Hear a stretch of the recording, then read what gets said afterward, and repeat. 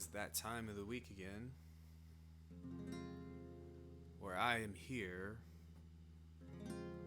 to answer all of your production questions.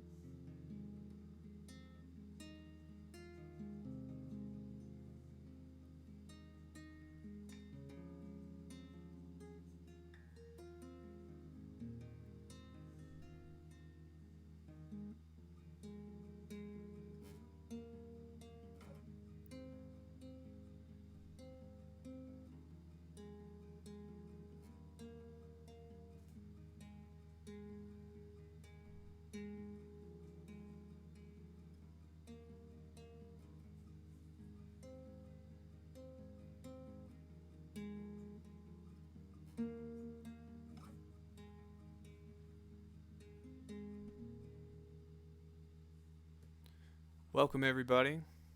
I don't even know if you could hear that or not. I'm just kind of messing around. So, as of now, the chat is empty. And if you have a question on production, I am here. And I'm just going to kind of wait and see if anyone's interested in anything. First of all, hello, D-Pounder. Second of all, every time I try to make a bass starting with the detuned saws like Cohen Sound talks about in their AMAs, it ends up sounding horrible. Any tips on getting a nice tone from a Reese? All my good sounds have come from wavetables. Well, first of all, it. Okay. Alright, here we go. So, a Reese bass doesn't have to be categorized from simply a saw or a square or whatever. It can actually be a wavetable. So it's totally it's totally up to you. The number one thing that ends up happening whenever you have something with a lot of unison, 9 times out of 10, is that you end up losing your low end. And that's because you're introducing phase cancellation whenever you have unison. So a couple ways to combat that is either to make your bass in mono or to have a separate sub.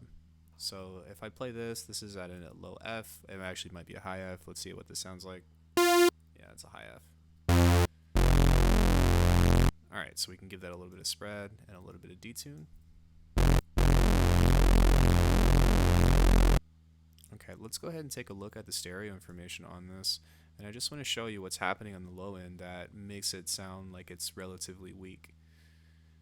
As to where art thou? Mixing effects, that's why. So if I solo the low band, look at all that movement that's happening, and this is basically saying that there's a ton of phase cancellation that's happening in between these two channels. So what you can do to combat that is if you have something like this, turn this on, and now this is a consistent signal. Or if that's not what you want to do, then you can separate this and have a sub. I guess it would be like a saw, or it doesn't really matter what it is, but this would be on an output. This would be on an output that goes into its own. So instead of lane 1, you would just send that through the master, and then everything that you process in this would be independent. So the sine wave will always be clean. I would stick with that, and if you know how to filter and you know how to do all that kind of stuff, then you should be good to go. Does that answer your question?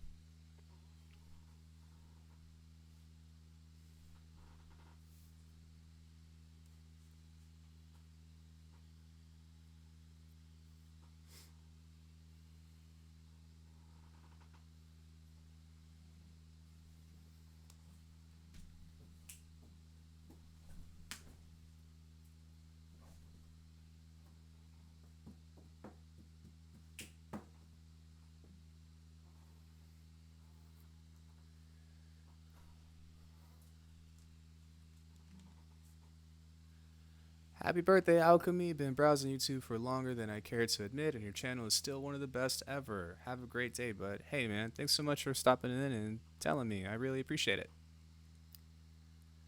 Deep Pounder says, I think most of my problems are coming from the processing. Okay, well, let's go ahead and look at that then. How would I process a bass? I know how to filter, but it often sounds pretty messy. Do you filter with an actual filter, or do you do it with an EQ? Or do you use both?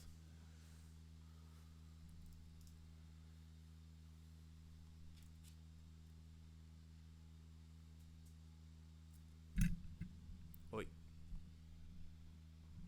So I think I'm going to do this relatively without frequency splitting. It's just the tonal character doesn't sound pleasing, and adding distortion stuff often makes it sound worse. Well, it all depends on when you add distortion and why you add distortion. So, like, I know that on my videos, you'll see that I have a huge combination of effects and all that stuff.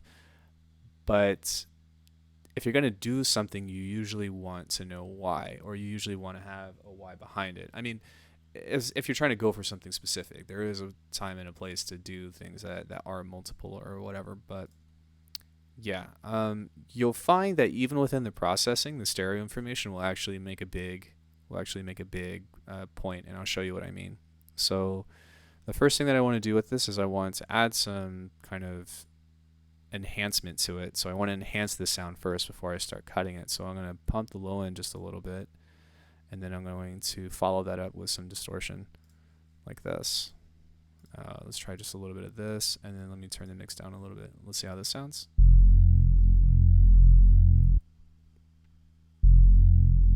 Okay, I still have that soloed right here, so I can turn this off. Okay, so we have a super fat chunky waveform on this right now. And so that's kind of like the key component to that, is just having a really thick sound to start off with. And where you add distortion doesn't necessarily matter. Well, it does, but it doesn't. There's so many ways to solve this problem. Okay, I'm going to start with a notch. You would be really surprised how far you can get just with a couple notches. Turn the resonance down a little bit. And I'm just going to let that move relatively slow.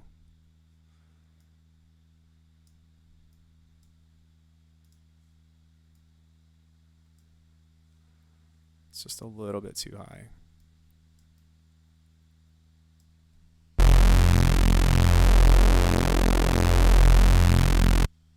Okay, let's add a second one. And the thing that is important to keep in mind too is, like, there are so many ways to make a quote unquote respace or neurobass, or I mean whatever it is that you're wanting to make. So this might be what you're going for, it might not be. That sounds exactly what I've started with many times, but it always ends in a mess. I'm stoked to see this.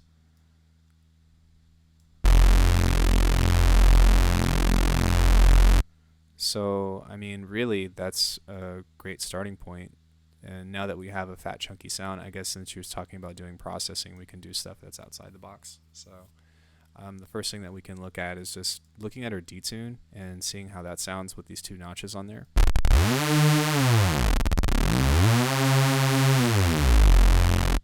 That's, yeah, pretty clean. All right, so let's see. How do I want to do this? I don't particularly know yet, but let's see what happens. Let's start with an EQ. I'm going to take this and I'm going to boost the crap out of this. About that much. Then I'm going to cut this about this much, somewhere around 80 hertz. Okay, so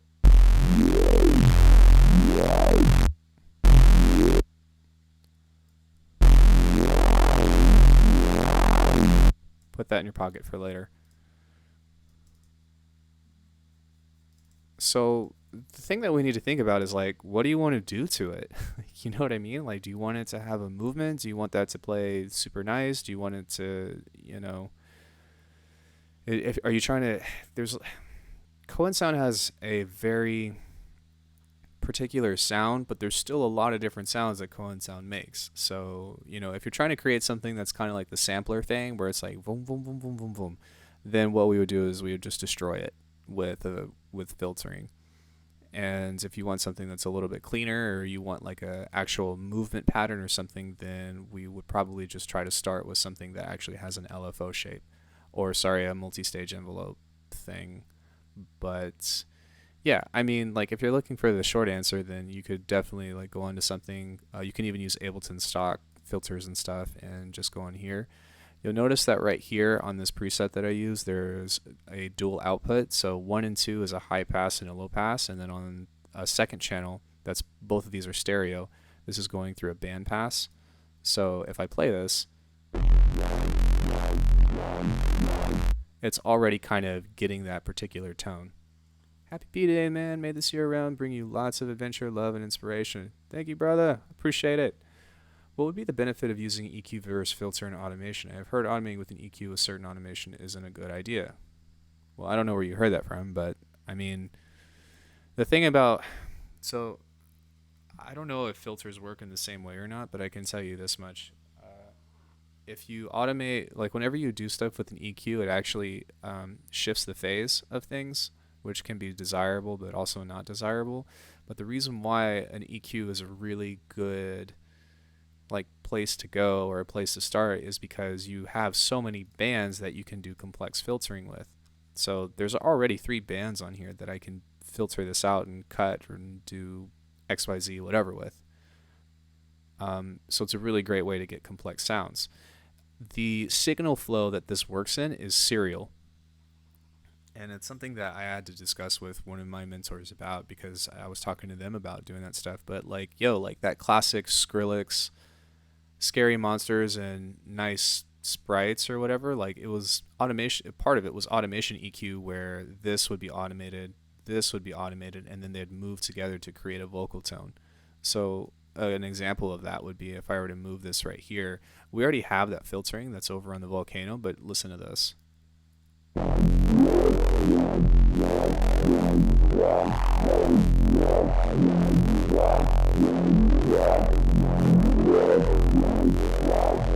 So the thing about it is, like, if you ever introduce something that has peaking or whatever, the first thing that you'll reach for is an EQ, but then to balance the sound out, you'll throw compression on it. And that's, why the signal flow of the chain in any order is relative to EQ, compression, distortion, and then maybe here and there some filter effects. You know what I mean? So whenever you do that stuff, like, I can go ahead and throw, let me automate that, and then I can go ahead and throw an LFO on this. And I can go in here and unmap, filter 3 frequency. I can map this. Of course, that's way too high, so I'm going to set that up to maybe just about there. And it's cool because I like the LFO thing because it will show me what this is doing in real time, except for the fact that I am doing this on the wrong one. Oops. That should be like up here. That's the one I wanted. My bad. I can close that out, go into here, and we can see that this is boosting now. So now we just kind of have to put it in the sweet spot. About there. Turn that down. Boost that up.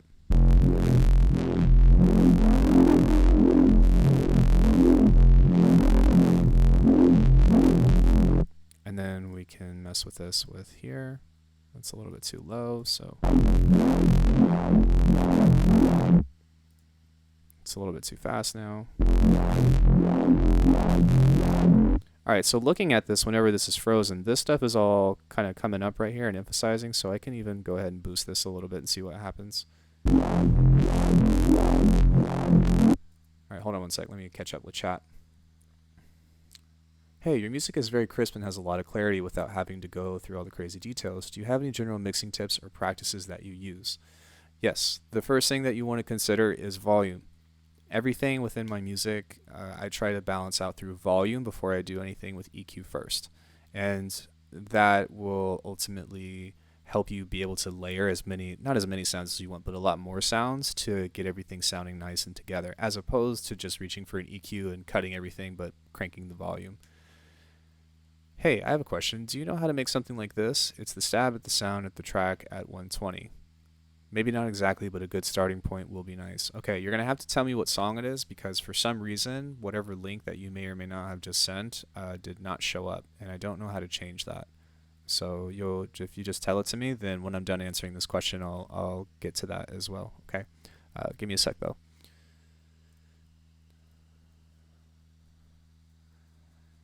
Past gain staging. So, yeah. I mean, anything that has a sound or something, like right now we're in the experimental process of this, but further down the line, whenever I throw a second EQ on this, which I'm actually just going to filter this again, but with different stuff this time, there may or may not be some peaking. And if there is peaking, then we want to try to fix that with bell curves, like really sharp bell curves, to try to tame some of those frequencies. And that's honestly how I get a lot of clean sound. The other thing too is that I try to do as little compression as I can. Yeah, it's hard because it depends on the context, and it depends on what other elements that you have. There's not really a right or wrong way to mix other than just being mindful of your frequency range. Okay, so that has a little bit too much resonance in it.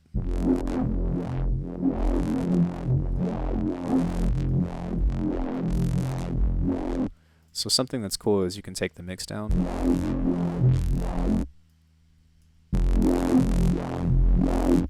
Okay, so now we're getting just a little bit of movement. Yeah, really just being mindful of any peaks that come up. So, even if you have a fundamental snare or something and it's like hitting that hella high F or D sharp or whatever, you can tame that down just a little bit and just pull it down ever so slightly to try to balance everything out. So I'm going to add in some saturation.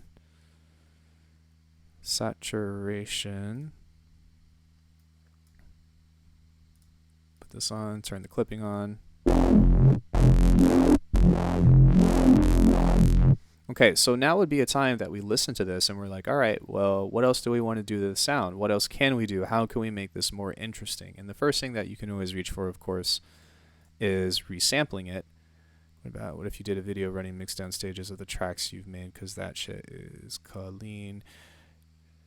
There's actually good news. I did a mixdown tip of My Beloved that's already up. The whole thing is up. I went from the sound design stage to the mixing stage. So that could be something that you could check out, although it is relatively outdated. But honestly, before the tune I finished last night, that was the last song that I made. So I guess it's not so outdated. It's just been a long time since I did a tune.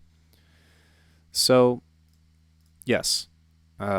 Complex filtering. We have distortion. That's pumping the low end right here and doing some movement. We have some filtering that's happening, and then we have some saturation that's kind of cleaning everything on there. Reference tri-spot, throwing your stuff in there instead. Honestly, like, my stuff sounds way different than them. And I don't mean that. I mean that as in my stuff is not nearly as good. It's not nearly as loud or nearly as powerful. But yeah, it's there's so much that I could talk about that for a long time. That's not like a 5-minute answer, unfortunately. Hey, Crane Project. So yeah, we're listening to this. All right, so check this out. So even though I have all of this stuff, one thing that's going to immediately make this a little bit more usable is either turning this into mono or just keeping the bass in mono.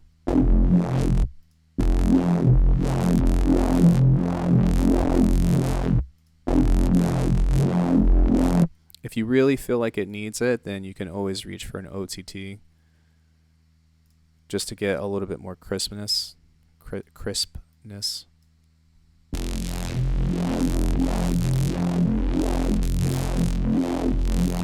And then from that point on, that's when you can go in and, bounce out something. But you can tell that, like, since this has a consistent thing,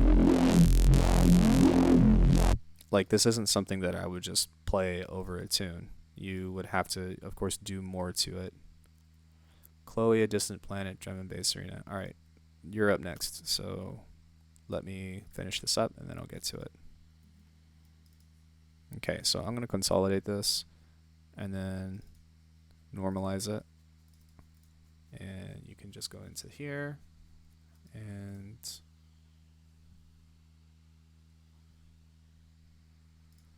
drag this into a sampler. And then it sounds like dude, where is my car? And then, all right, so let's go to -5. And then on here, we go into 24. Actually, that doesn't matter because I don't even have a MIDI controller. But all right, so now we need to find the root note of this. C3, we're playing this at F1, 0.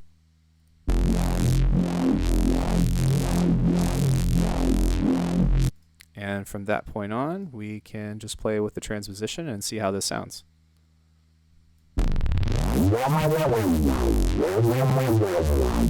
Alright, so you can tell that when it gets to the higher frequencies, it's kind of like not so great, right?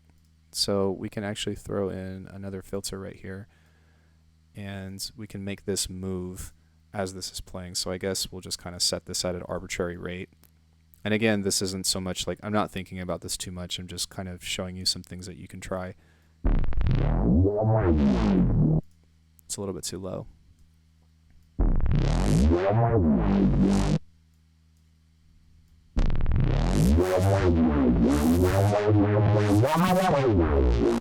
If it's not fast enough for you and you want it to oscillate faster, then you can take this and just find a piece.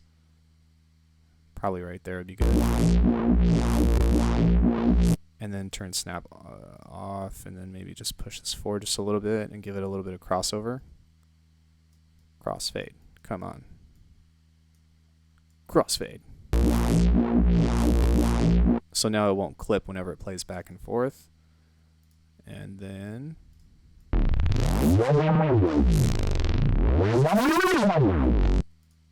of course, if that's not enough, then you can always do the classic thing where you go into, I don't know why I just deleted that, but you can try a notch first and have that automate ever so slightly, kind of like that. Then you can group this, create another chain, turn this one down, go into an auto filter here, go into a bandpass, find those low frequencies, kind of like here. Let me solo this.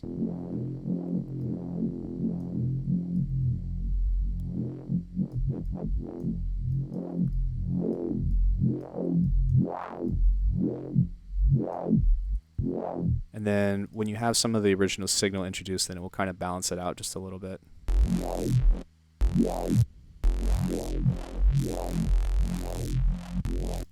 So then you would go back and fix it because it's so quiet now with your saturation. And have a great day.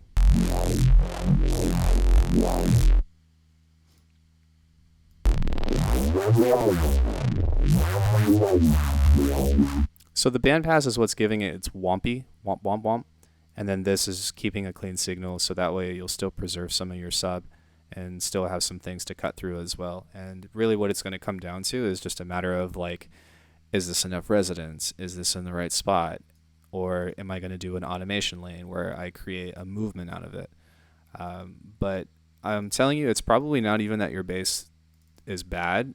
I would say there's a 80% chance that you're not putting it in the correct context.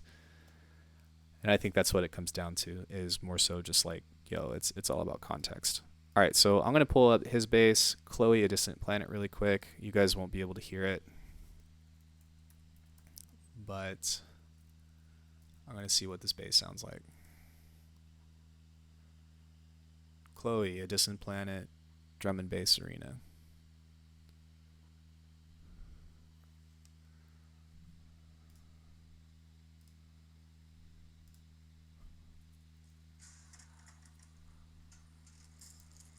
around 120.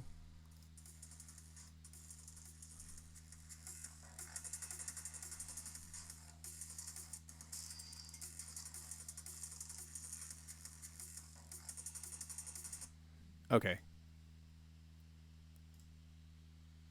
Yes. So that bass is actually not too different than the one that we just made, but there's also a different approach that you can go in order to make that.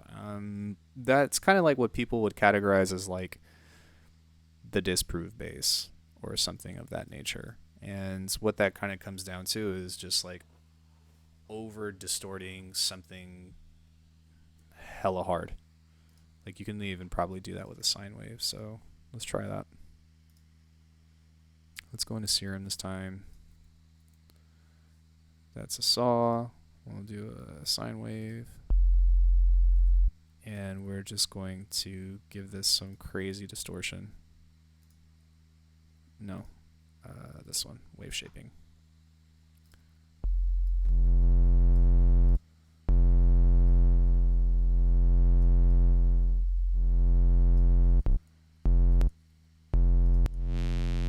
There it is.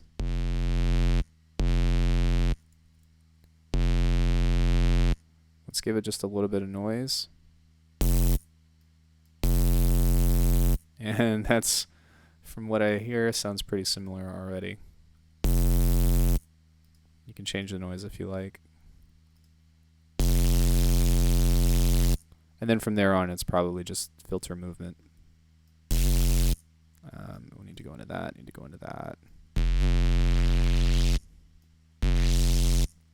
If you want this to have a little bit more stereo, then you can set a direct sub to direct out and then turn this on. And Bound2K donated $3. Thank you so much. That's really kind of you. I appreciate it. And there you go. Does that sound similar? I was playing this through my computer speakers, not anything specific. Thanks, man. That's really kind of you. I appreciate it. But does that sound close to what you're looking for?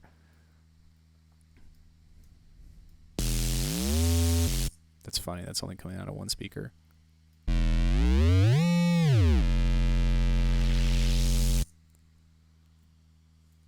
guess if you want to take it further, you can add a notch into it.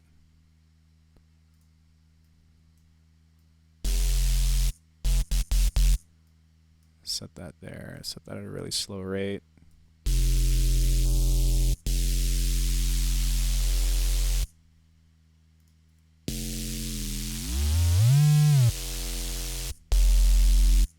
Okay, so one thing I want to bring up is the reason why it's doing that is because the phase is set to random. So if you turn that down, then this will be consistent every time you play it.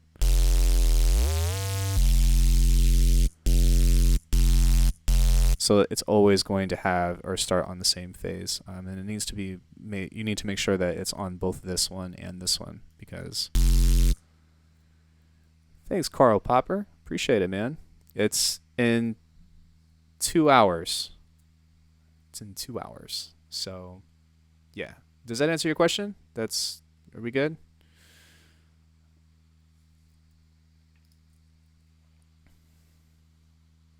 Wait, let me just do a double check on this really quick. Let me see how this sounds. Did I miss anything?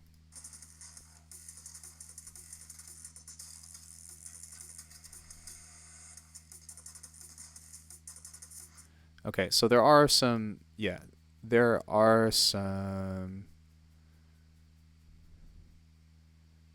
making top 10 hit bases colorized. No way. I still have so much to learn with bass design. But I do try to make timbres relatively simple. So yeah, if you're wanting to get some of those growl tones and all that, then something else that you can do is automate a band notch. And you guys will notice that there's a reason why I switch back between something like Phase Plant and something like Serum, and that's because Serum has more filter options, and Phase Plant has more, I guess, raw synthesis options and then also effects. But yeah, if you kind of, it's Armis, sorry, it's Rosie Bones. If you guys haven't heard his stuff, Rosie Bones, go check out his music. He's a really awesome guy that makes booty tunes. He comes over. He's a local guy, and we spend some time and make some music together. So he's a really awesome person to know. It's a little bit too fast. Okay, so if you want some more of those growly tones, set this to be a little bit slower. That's a little bit too loud. And, oh, right, that's not moving. I was like, what is going on? We'll go here and just automate somewhere relatively close to here. Why is that? Oh, that's why. Remove that. And then we can go back to here, move this one. And these need to be opposite of each other. They don't need to be, but you'll get a better sound if you do. So if I actually take this back down and then we introduce something random, like some kind of, I don't know, FM thing. Shaggier. Sure, why not? Shaggier. Okay. Introduce a little bit of FM on here. Just a little bit. There we go. Ever so slightly.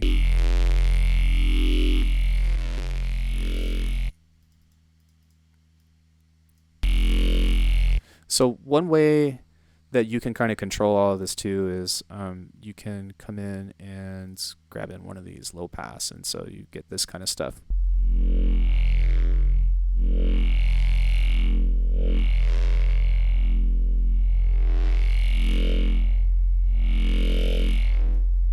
So that's kind of a way that you can kind of get relatively closer. I know that's not the exact same bass, but that will probably set you in the right direction. I'm in love with how chill you are. What things do you do when producing that just makes the experiments more fun?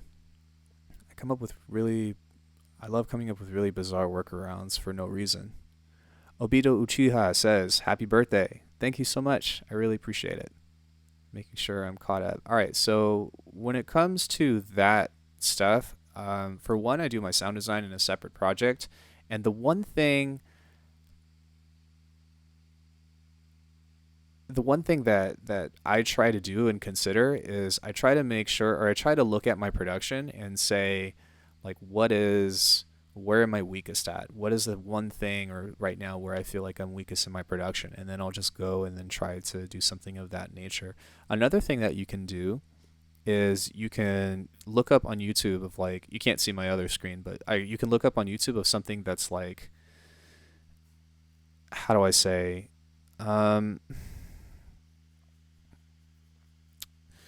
you can look up like a video game sound or something, and you can try to see how do I say, you can try to see how they made it, or you can try to replicate it or something, but you can also think about using that in some kind of context. Honestly, and like the other one thing that I do that makes things really fun is I just have as many granular engines or synths that I can possibly grab. So like this thing that we made right now is super cool. Oh wait, sorry, let me turn that down.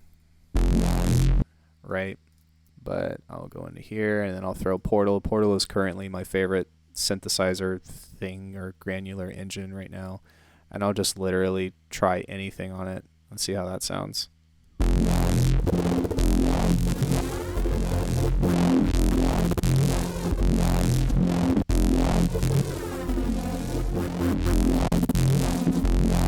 Like, that's pretty cool. Or I can go in and find a different preset. I really like Glaciers. Oh, that was the next one.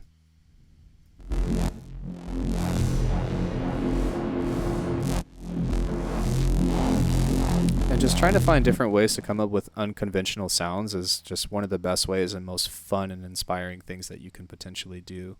So you just got to release everything you can. All right, hold on. Let me catch up really quick. All right, so what is the best way to give my low bass? Wait, somebody asked another question. Okay. What is the best way to give my low bass some harmonics in the higher frequency but keep the lows intact? So really, it's just a matter of either just giving it harmonics in general with distortion or some kind of noise over the top. So you weren't here for that, but it's okay. Let me just start a new patch. Menu, initial preset. All right, so if I have like a single harmonic tone, right, and it's just one thing, what gives harmonics in the first place? Distortion is one, FM is another, playing something at a higher pitch or higher octave is another option, over compression is another, and then of course we have noise. And so one really easy way to just kind of do all that is I have some harmonics now that are in the higher region, but they don't really sound that great together. So when you start to add compression into it, then you can kind of... So that sounds okay. It's not crispy enough though, so now that I have some harmonics, I think what I'll do is go into something like a tube distortion. Dynamic tube, where are you at? And this will make things a little bit more crunchy. Nice. And that helps give it that.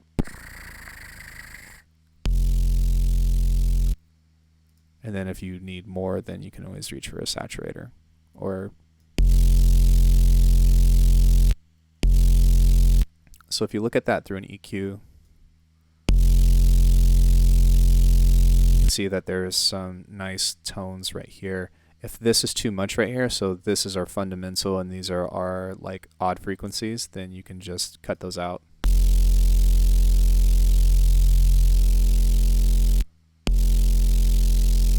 So that's a really easy way to do that. So next one, Noisia has this one sound in Reptilian plugs the gritty bass plug. I know which one you're talking about. It's that dot dot dot dot dot dot dot. That's a really bad impression. But they made a tutorial on the sound using FMA, but I'd like to know the general philosophy of making those kinds of sounds. So it's multi-stage envelopes. Lucky for you, I'm going to delete all this stuff. We can pull up an instance of FM8.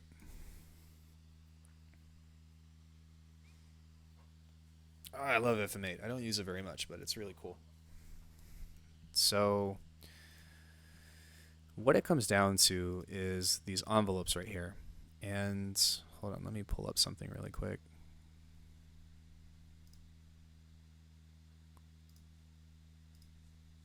And what this basically is are multi-stage envelopes between each operator. So right now we just have F, which is a sine that's playing at 100%, right? So let's go to operators. If we make E go into F, we have some tones. Now we can add a little bit more.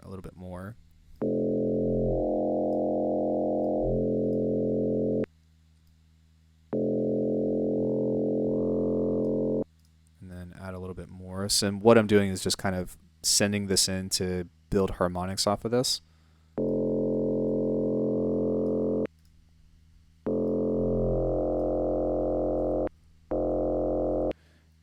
Set that ratio up a little bit higher.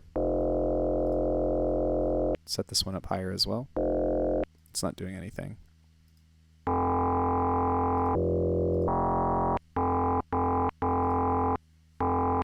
And all right, so once you have something that's kind of thick, saturator versus overdrive. Hold on, I'll get to that in a second. Process like for you with your music. IS, give me a second and I'll get to that as well. There's currently a question queue, so hold on. I'm working on it. All right, so basically within this, if we play this all together, all of the operators are going at whatever percent they're at, right? So the premises behind creating something like that is to right-click this stuff and start to create some kind of envelope that is going to give this movement. And you'll see what I mean once this plays. Suddenly that sounds like a completely different sound. So really it's just a matter of going in and creating that same kind of thing.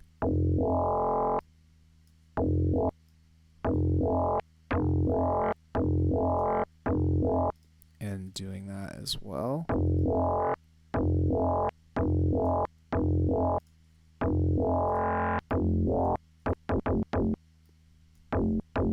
And let's see, from here, if I want to make it a little bit more, there we go. That sounds awesome. All right, so from that point on, that's kind of like our fundamental thing, and then the processing behind all that stuff is kind of the same thing of like add some distortion. Generally, I'd reach for something like a Trash 2, and then just process it from there. There will probably need to be there needs to be some kind of stereo happening in it in order to give it the full feel.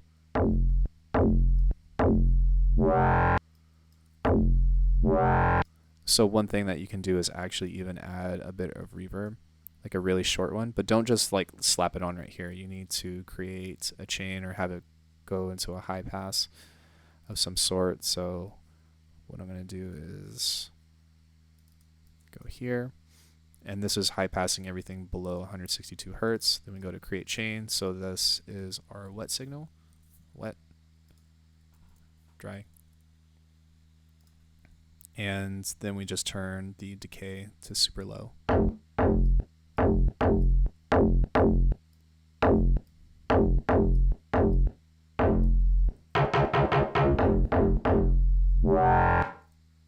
And that's a way that we can kind of get that same kind of soundy thing.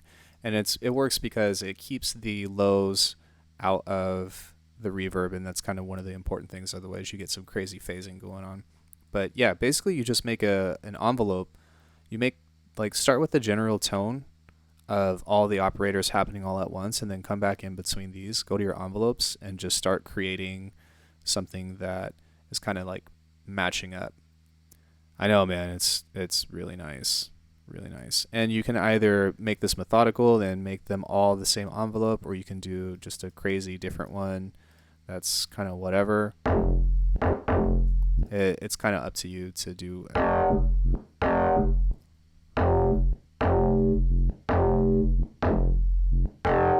And you can kind of see like how all of these different envelopes are starting to shape the sound, so to speak.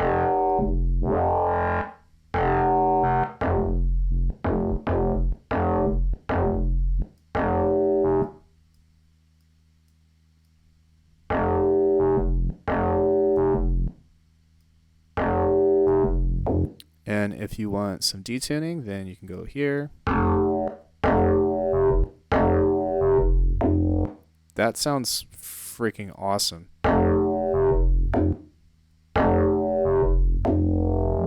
Like even that second part that goes of like the second donk or whatever.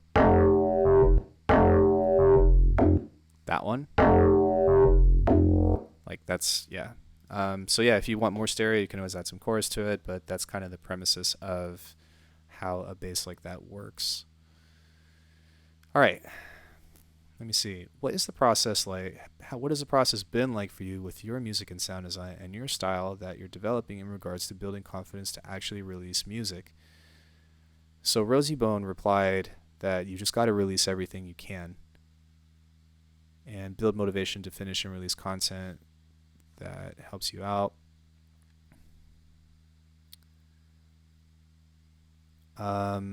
So really like the main thing that I try to do with my music is I try to have a clear consciousness of what it is that I want to do, or like what my objective is behind the music that I want to make, right?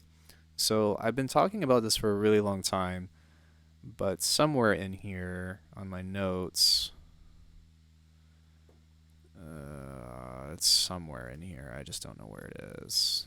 Music is this entire script. Yes. Okay. So I'm just going to barely go over this, but this is a guideline to producing. So it's finding your what, finding your why, finding your how, and it's more so just a means of having an exact idea about what you want to create within your music and things that you want to be prominent within your sonic quality. Yeah. So like a lot of times what people do is they're like, well, I want to sound like this artist. Well, I want to sound like this artist. And there's nothing wrong with that. And so what you want to do is you want to write down all those things that you like, and then that's kind of where you start problem solving and figuring out how to get closer to that. And that's that balance of like, you don't want to copy them, so to speak, but you want to take some of those inspirations. Like, everybody likes those heavy basses. Well, what is the quality of the heavy bass? For me personally, my thing that I do is I like to storytell. And the most important thing for me that I try to do within my music is I try to, sound selection aside, I'll try to have one section and then have it lead into something that sounds like a completely different song. And I didn't do that in the last tune that I made yesterday, but that's like usually a general goal for me. And it's because I don't want you to have to listen to the same thing over and over again. Because I don't know about you, but I get bored within my sounds. But some other characteristics that are important to me are heavy hitting drums, super heavy bass.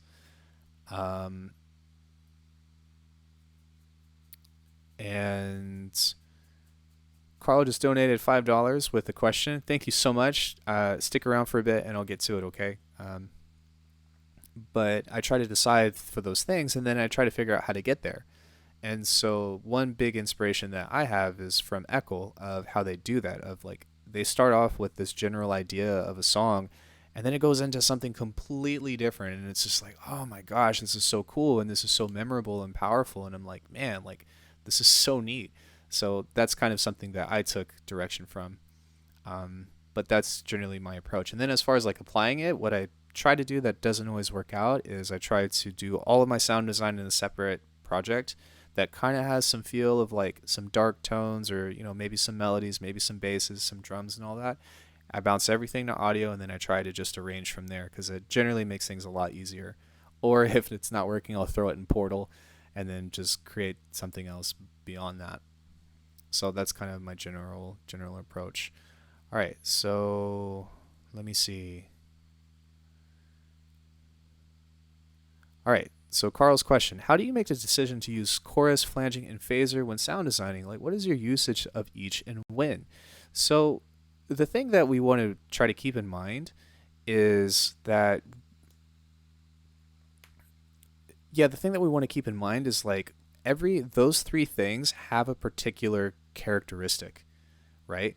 So it's not even so much of like a conscious thing all the time, but I know that some basses in particular have the characteristic of a phaser or a flanger. So if I'm trying to recreate something, then that might be a decision as well.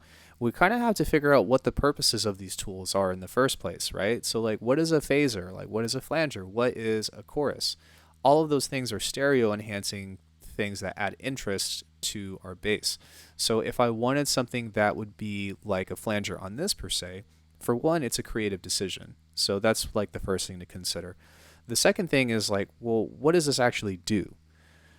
As far as I know, for the most part, a chorus is basically just a collection of short delays that kind of spread out over the stereo field. And then a phaser and flanger are actually super similar in the means that they're generally like some kind of comb filtering. Hold on, let me yell at my dogs for a second.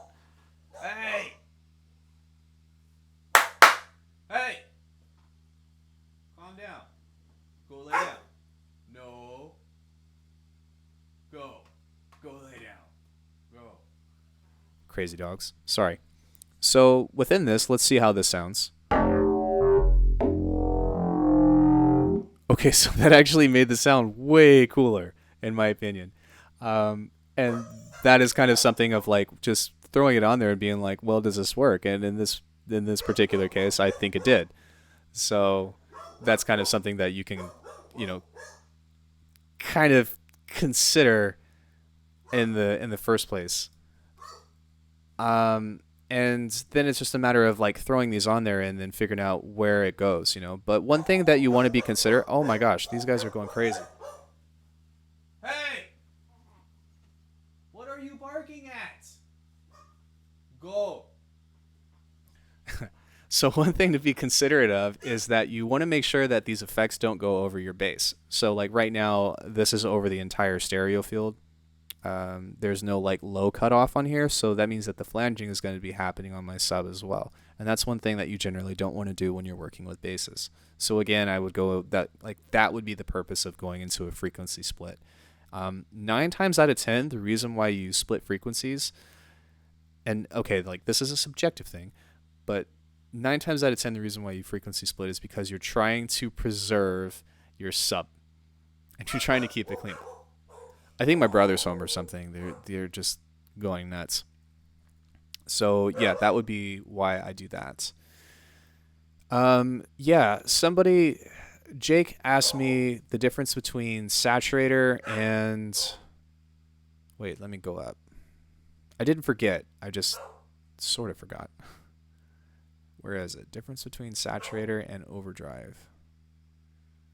Where is it? Where is your question?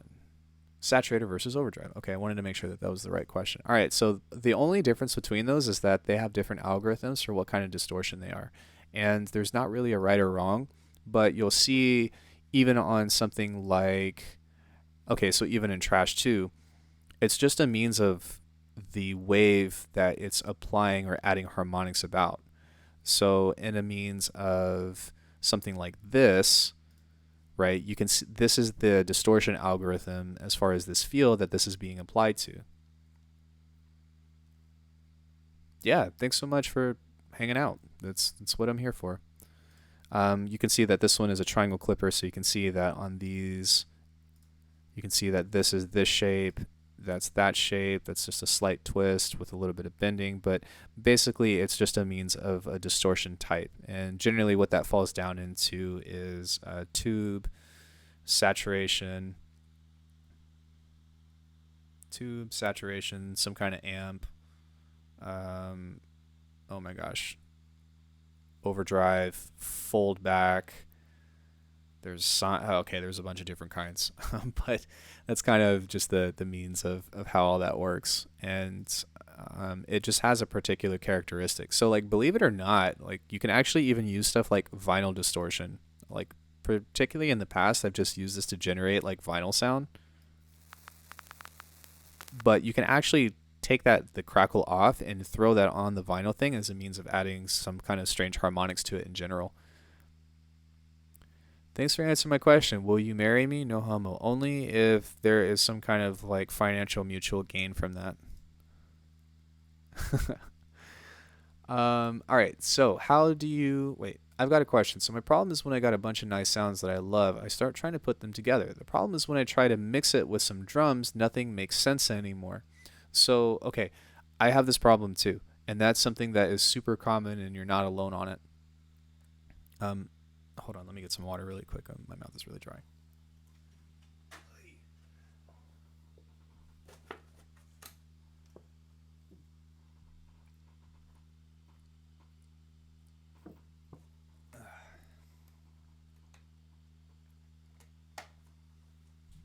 Okay, this is going to be a long explanation. So, to answer your question, Crane, what you are going through is the reason why I haven't finished tunes in so long. And that is because whenever I'm designing sounds, I'm not only designing sounds at random, but I'm also trying to put them together at random and hoping something sticks. And so you're kind of fighting this battle between yourself of, taking a shot in the dark and hoping that something works. So something that I started doing in order to combat that is like if I'm going to make a bass, I actually make a bass movement that I plan on using. And it might not always work out, but I try to make like a mid-range sound and know exactly what it is that I want to do. So if I want to do a pitch bend that is going to have like a Cohen soundy thing, I try to do that in my sound design session as opposed to hoping that it works somewhere down the line. Because honestly, like taking a bunch of random cuts,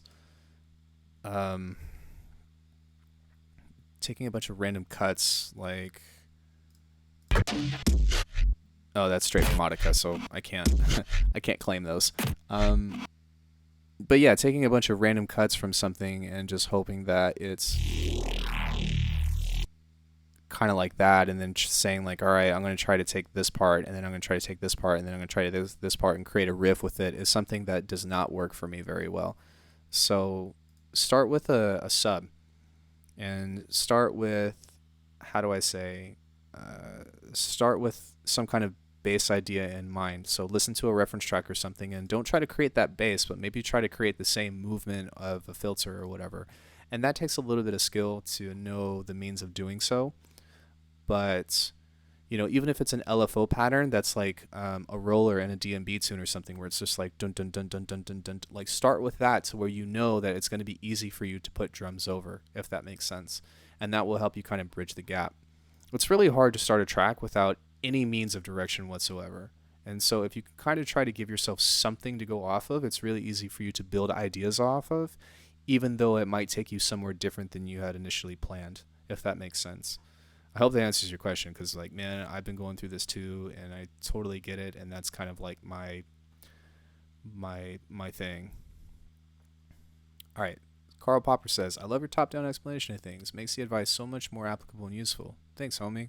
Hey, thank you so much. Appreciate it. Carl Popper says, in Sultan Unburnt. What about it?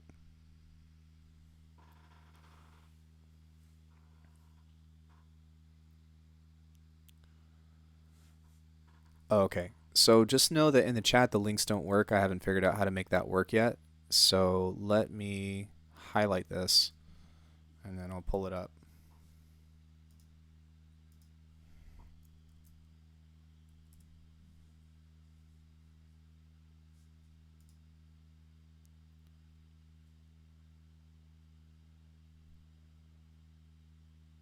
Let me see here. Oh, it's okay. That's what I'm here for. That's why I'm doing these streams. All right, hold on. Let me listen to this really quick.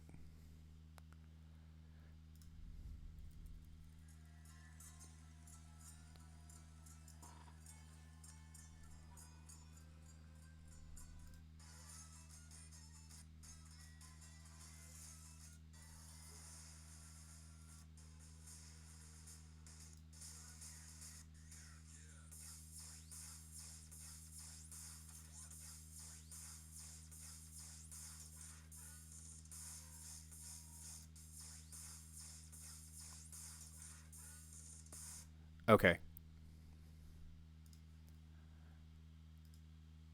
Transition between... Whoa. Okay, here's a link. Yeah, thank you very much. You don't have to answer since it's very specific. It's okay. It's around 140 mark.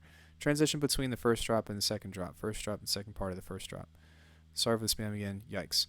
All right, no worries. So the key characteristic to that particular bass, I am going to save this, by the way. I'll throw that up on Patreon for everybody. We'll call that Donk FM stream bass. Bork. Why are my dogs so mad? I fed them right before I started. Okay, so this will probably be easier in Serum.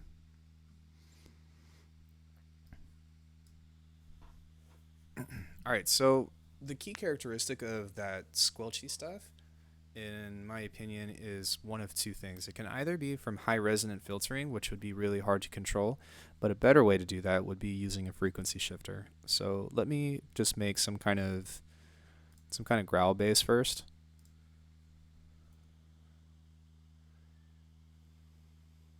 Could you please explain in a bit about using the sampler and creating the rhythmic descending wub basses? Rhythmic descending wub basses? Like the bass movement that comes in before the drop and Cohen sounds Dynasty.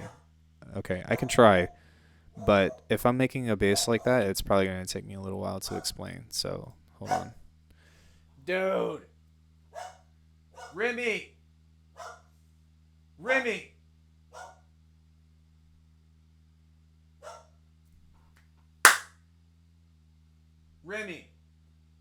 Get over here. Remy! Come here. Lay down. You, lay down. Buckshot, lay down. Go, lay down. Hey, I am not playing. You, lay down. Too much barking. You're out of Borks. Buckshot. Sorry. Too much borking. Alright, so yeah, we're going to create a growl bass. It's not going to be anything too crazy. And we'll just make an FM thing like this. Turn that down. Okay. All right, so the first part is honestly just automating this. You can automate this as well, I guess, if you really want to. If you really want to.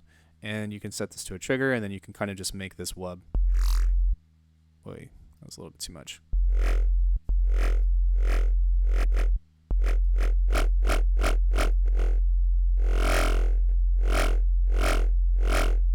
So that's kind of the first thing, right? All right, and of course, like to make it sound good, you want your distortion and all that, and thingies.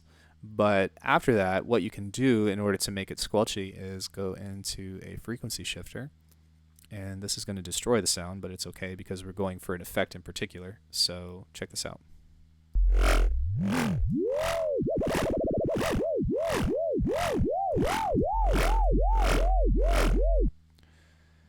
Hey man, just swinging by before heading to bed. Happy birthday. Thanks, sound effects guy. I appreciate it. So the amount stuff is something that you can kind of...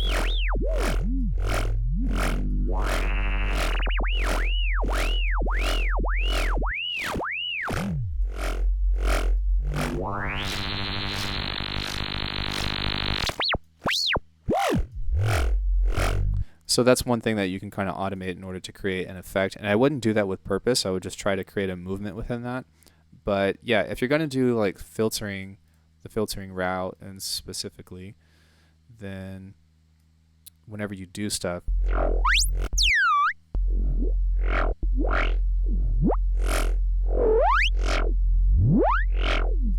then that's one way that you can get those tones. You can also actually do it.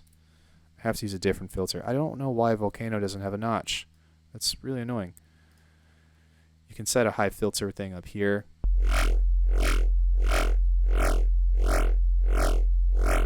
So it's kind of quiet right there, but whenever, you add some kind of distortion to it, even in OTT, it doesn't matter, just anything that's going to give it some harmonics, then it will help accentuate some of that filter movement.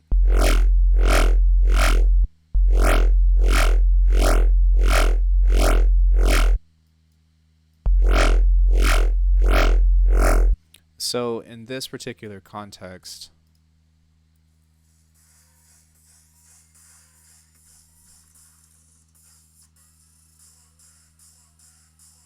all right, so that was a frequency shifter right there. Oh, that one. All right, so... All right, that's a different trick. Cool. So that's a saw of some sort. Oh, wait. Where did that go? My bad. That is some kind of saw wave by means... All right, made something good with something you showed me. Thanks a lot, man. Yeah, I'm glad I was able to help. Let me go into an initial preset. Turn this down. And we'll just create something kind of like that.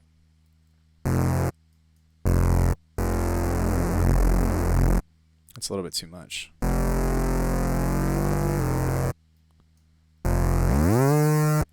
Okay. So what you can do whenever you do the pitch bend is set this to a really fast LFO. And you would have it start slow, but then when you go up to a faster pitch, then it will kind of do something like... That's a little bit too slow. We'll need to be like super fast. Maybe like 32. But one more thing that you can do to make this a little bit cooler is you can also add in something like a grain delay, and that will kind of give it a little bit of warbliness as well. So check this out.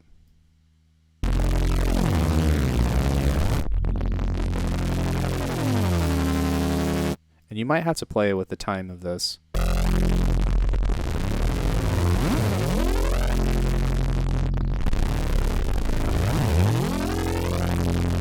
But that's a really easy way to, not easy, but that will kind of help you get closer to what you're looking for. Aruna says, happy birthday. Thanks so much. You are late, but it's okay. You're here now, and there's still some time left in the stream to answer some questions. So yeah, that's a couple of things. And I'm sorry, guys. Some of the stuff that you asked me will take a lot more time to actually get to actually nail, and then even then there's only so close that I can get in general. But I'm trying to more so point you guys in the right direction as opposed to say like this is exactly how you do it, because to be honest, I don't exactly know. I don't exactly know. It's just I have some ideas that you can try that may help you get closer and closer. All right, so could you please explain a bit about using the sampler in creating rhythmic descending wub basses? I'm not sure what to call them. Joe Ford uses them a lot as well, so the sort of movement I'm talking about. I'm pretty sure it comes from looping in a sample and using a pitch envelope, but I can never get them like in Cohen Sound or Joe Ford. Let me pull up Dynasty.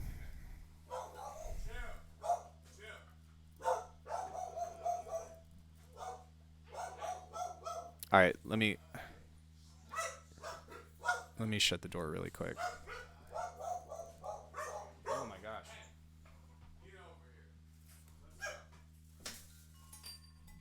All right. Jesus.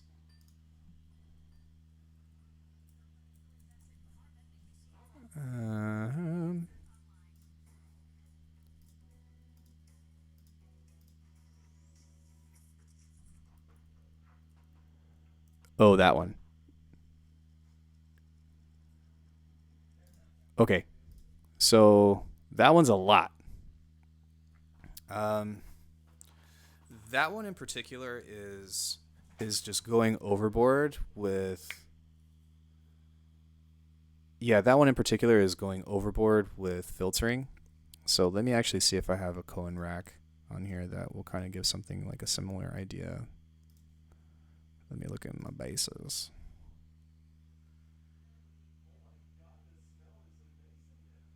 Oh my god.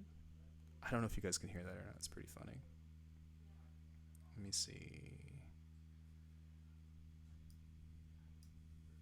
Green Glower. I had one on here that was like new Cohen method or something. New Audica bass. Transformer rack.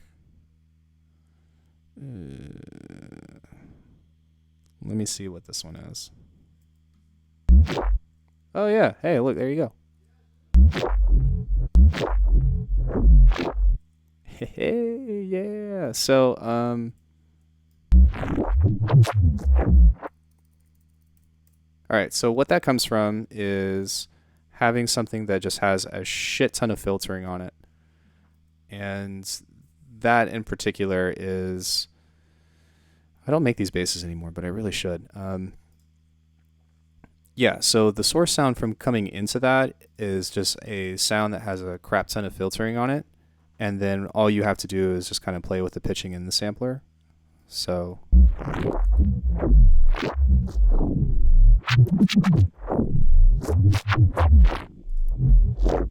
And that is mostly use of the filtering from that. That in particular is something that I know that I use an EQ off of. So that new bass chain I believe that I used back then was this one, I want to say.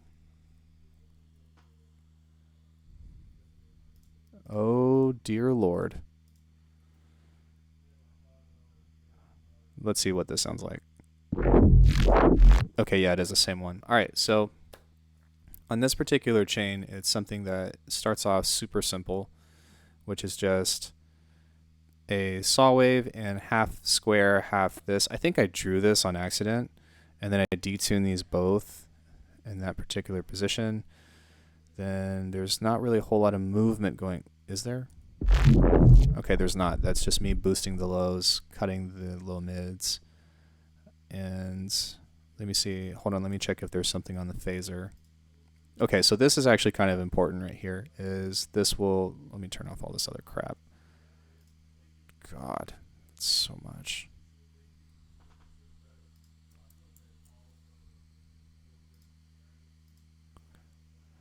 All right, so yeah, the phaser in particular will kind of give you some of that vocal tone. And it doesn't seem like it until you start filtering it, but if you automate the frequency of the phaser, then it will give you some really cool stuff. So that's not the sound that's vanilla. This is the sound that's vanilla. So you start with that. Let me turn all these other ones off.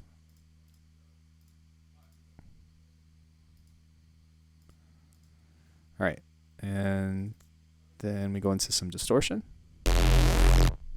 Is this doing anything?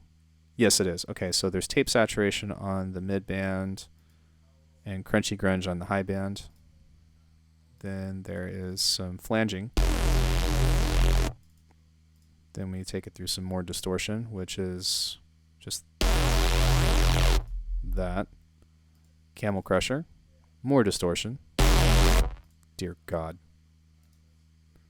Okay, then we have an auto filter, which is notching out a lot of that stuff and just moving at a half rate.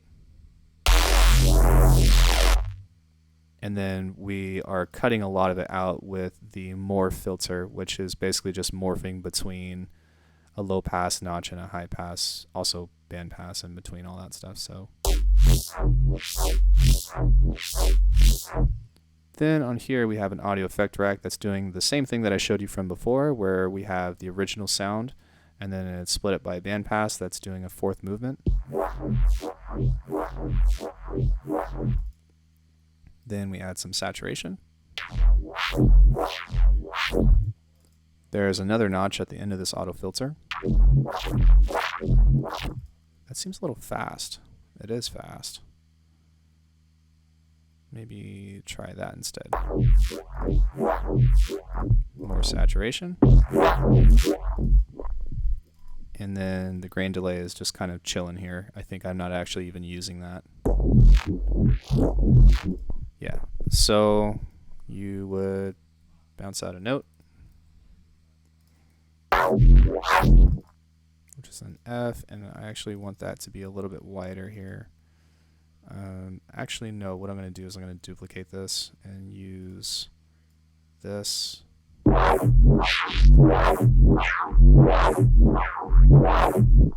So, yeah, you freeze that.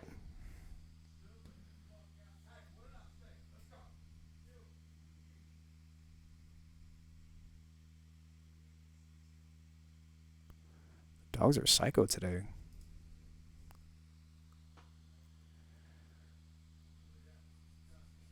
Come on. 3 hours later.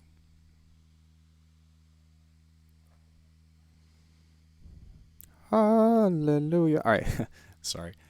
So yeah, you take that, you throw that into your sampler. And what other effects did I have on that?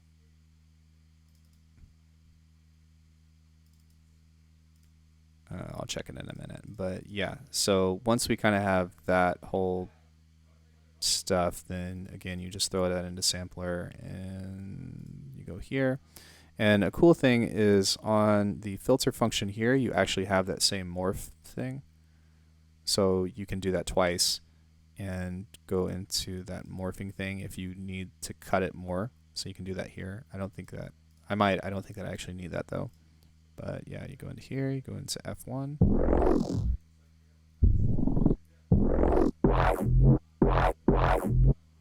And then you play with this stuff.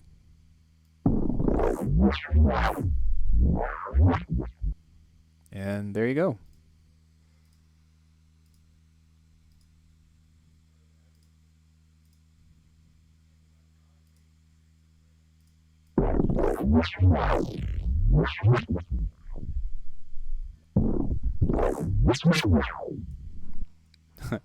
Tight.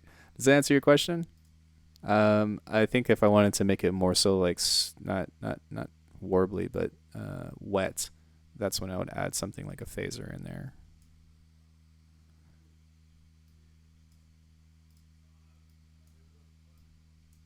And let's make that a little bit slower. Move that over this way a little bit.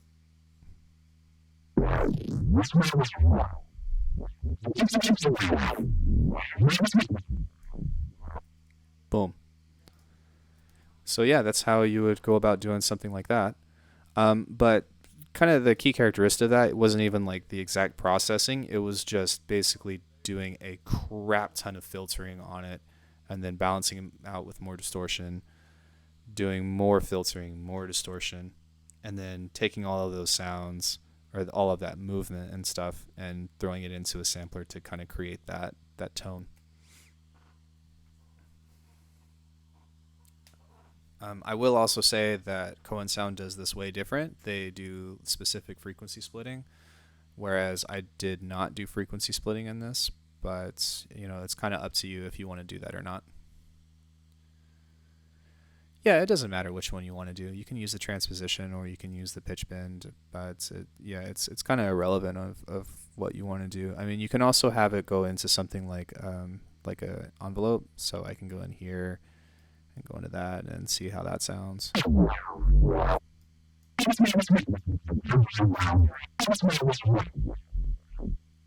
And then maybe just make that go from there to there.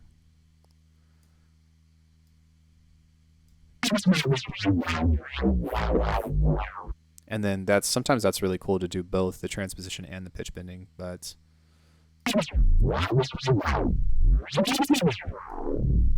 yeah, that's how you would go about making a sound like that. I usually process my basses in a splitting rack. Yeah, so it's more so just signal splitting in general, and that's kind of where I'm at right now these days. Like even just doing this, like that patch that I pulled up on that first question that we talked about, like this is a signal split, but it's being routed back into one in the first place. So it kind of takes out some of the legwork of me having to do individual things, which is why I bought Volcano 2 in the first place, is because it has some different routing options. And even though I can't split this in particular to low, mid, high, I guess I could, but I can't send these to different outputs unless if I did it through other audio channels. And I don't really want to do that. I want to keep everything on one track if I can, because it makes it really messy. That's kind of like when people used to make like 3 duplicates, right? And then put an EQ on this one, put an EQ on this one, put an EQ on this one, and process them individually and then bounce it out into a single sample. I'm like, nah, man, like, no, we don't need to do that anymore.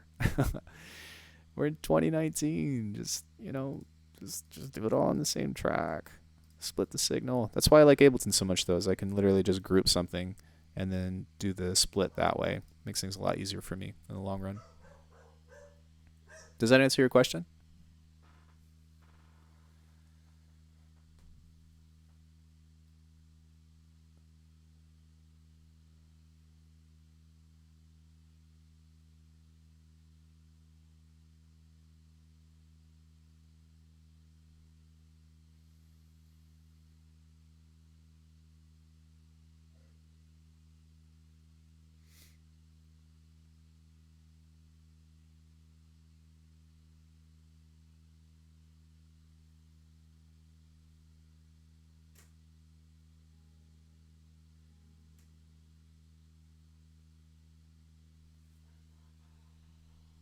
Awesome.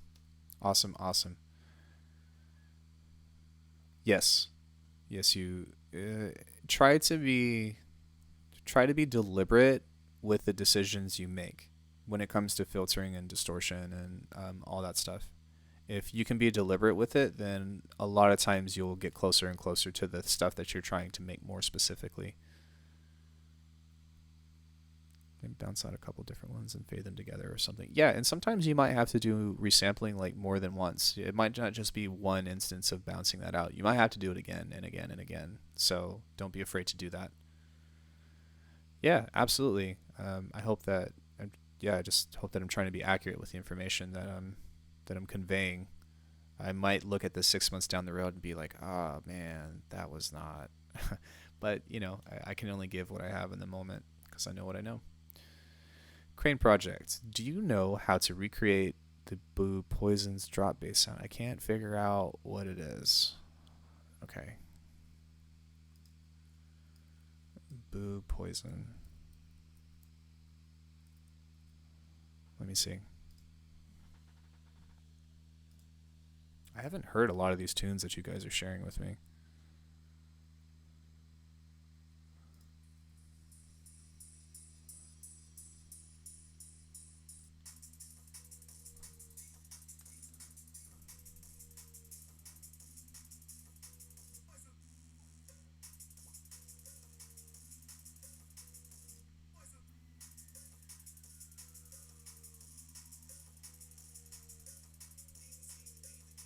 Okay. Yeah, I do. I think I can. rather. Not that I do. I think that's something that's definitely possible within our means. All right, so check this out.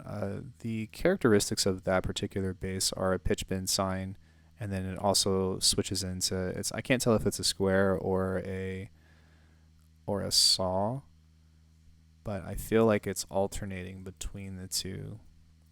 But yeah, it's a really simple like FM patch, I believe. So let's go into Faceplant. And let's start here. And then, okay. So that will probably be our pitch bend layer. How do I set a pitch envelope on here? Okay, I don't exactly, I think I would do it that way. All right, so I would go into an envelope, and then I would go to, is there a pitch on here? I guess it would have to be the master pitch. So we'll just do it from like an octave.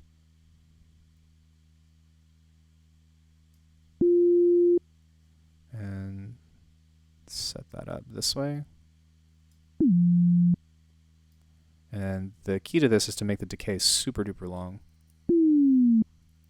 And maybe actually it might not be necessary to do this at an octave. It might just be like even 7 semitones or something.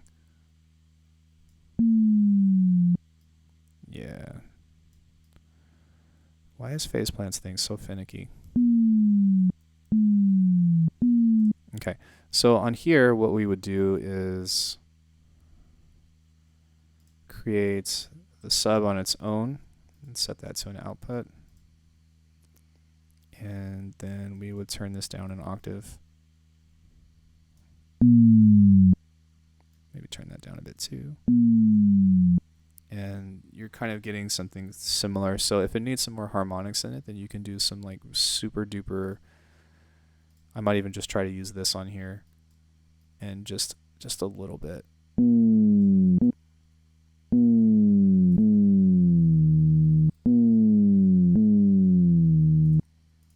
If we want it to sound a little bit more lo-fi, then we can introduce a bit crusher. And I'm going to send this into the master as well, because I just want to work with this. That's a little bit much.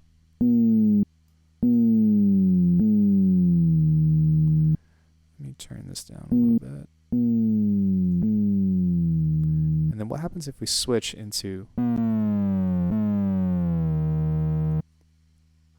Go back and listen to this again.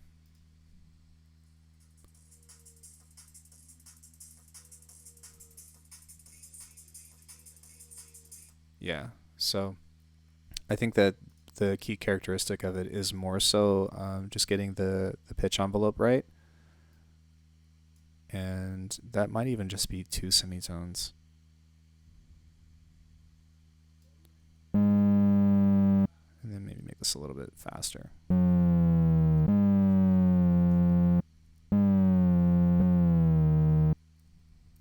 I think it's actually not even a different tone, it's just... That was really loud, sorry. And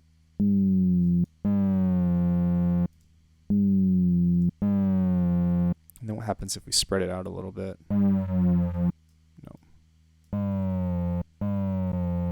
Nope.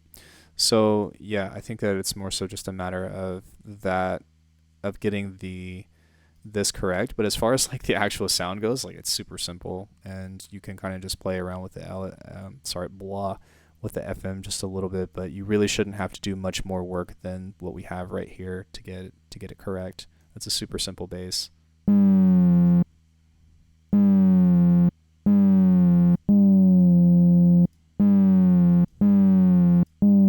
And you can even alternate between those two.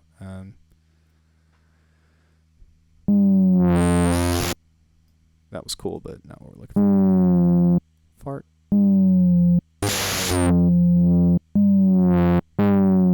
Yeah, so, and then just crush it.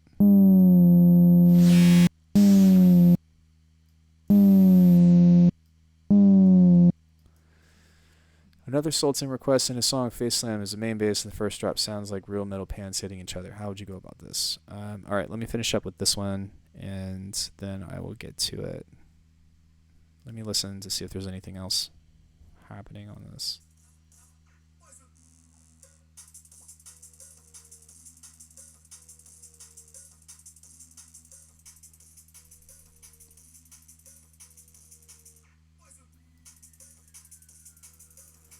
That's catchy. All right, so that would be one layer of it, and then you can actually low cut that. But the actual bass tone of that would be the same one that we've done quite a few times in this already now, which is just layering it up with some distortion, and then using a multi-band compressor. So listen to this.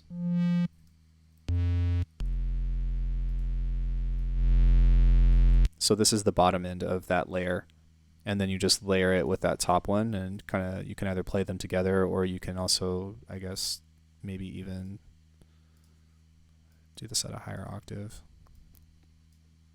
Let's see how that sounds. Dude, come on.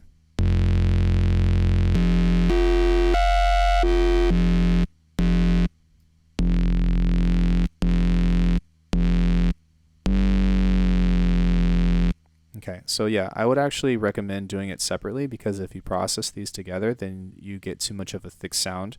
So that's why I would layer that with those two different sounds on top of each other outside of that. You can also get away with doing it in Phase Plant, but within Theremin itself, then you might run into some of those issues.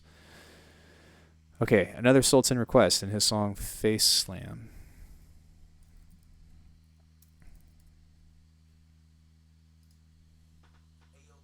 You guys are asking me all the hard questions today. It's good. Look, I don't care, Lander.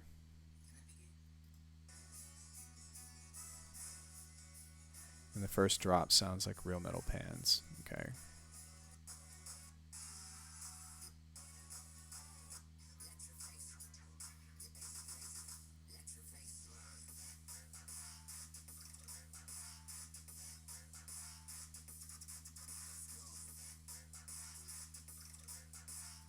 Okay, so that sound is actually not a bass sound. That is a snare layer. Which it can be a pot if you like, but I would go into creating something that is more so from a snare first. I'm just going to show you the ringing characteristics of what happens when you process a snare. So let's find one with one of those tones.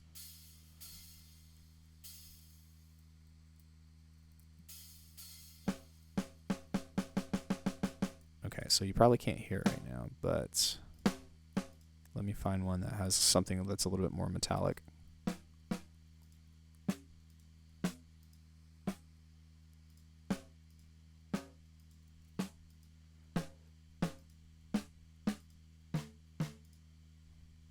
Let me see. Oh, one thing I'm going to need to do is go into here and then take out the...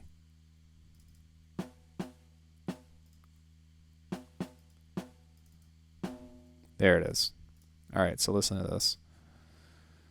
I'm going to go in here, and I'm going to pump this up like this.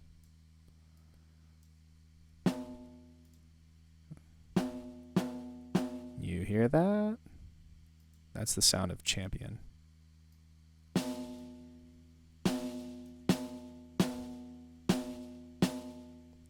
Go in and add some distortion on this.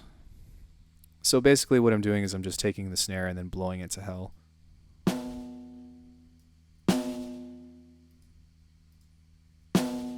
And you can kind of hear how that is kind of giving it more so of a metallic sound from an acoustic snare that has a little bit of ringing on it.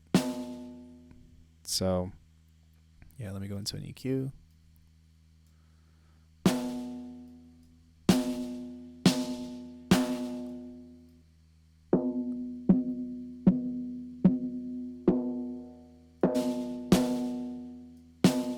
There we go. And then we need a transient shaper.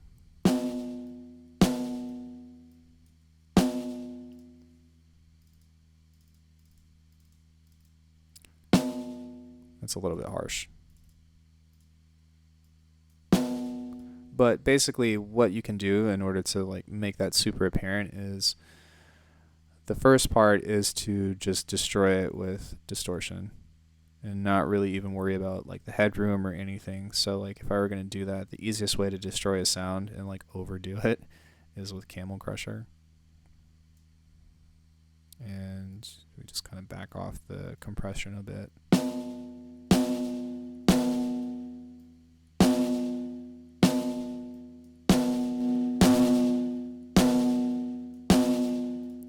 And then what you can do is you can go into a transient shaper.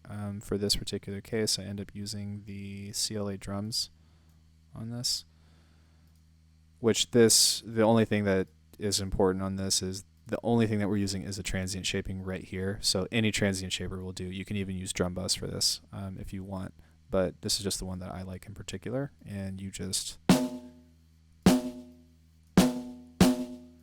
There's that, and then we can go back into this other transient shaper and turn the sustain up.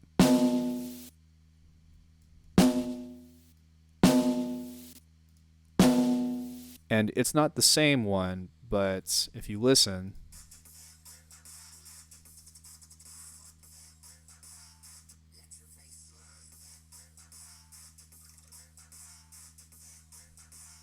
that poing is just a layer on the snare. So let me see if I can pitch this up and get a higher pitch on this.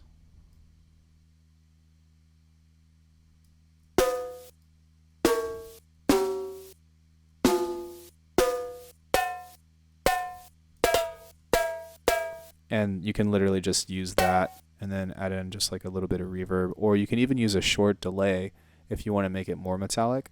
So you can go into here and do this.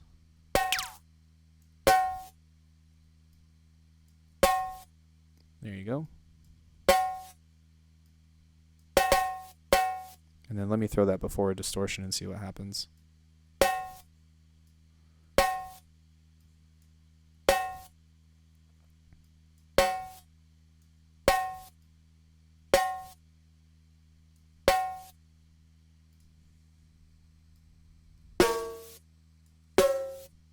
And then you just kind of blow it up a little bit more. So you can use like a limiter or compressor if you want.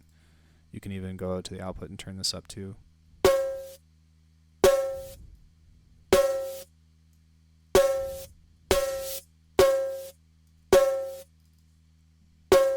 And then what you would do to layer that is you would put some white noise under it, just like a psh, and then you can, but yeah, that's how you get like a general sound for that kind of thing. I mean, it technically could be, the thing is it could be anything, but if you use like a really resonant metallic snare, then that will kind of probably get you closer to it. But the thing is that's actually important to know is that while I use the snare, you absolutely can like take this and use it on a pot or something and potentially get the same thing. So hold on. Let me cut this and then go into a sample, and then let's just see what happens if we go into some of our Foley on here. Actually, I'm going to reach for something from Cymatics because they have a bunch of free stuff. It would be under packs, Cymatics. Where's the kitchen stuff? Kitchen. Frying pans.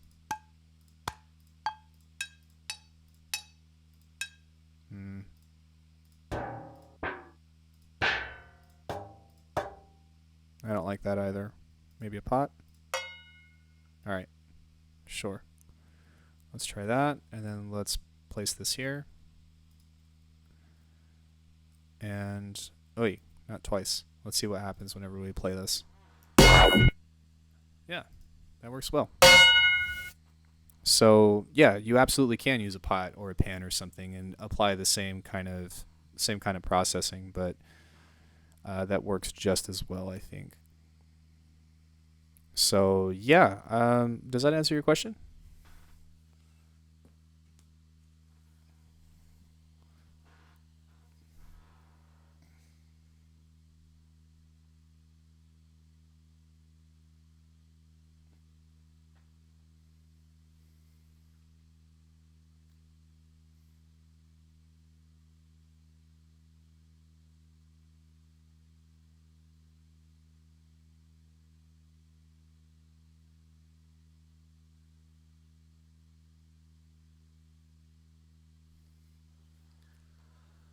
Awesome.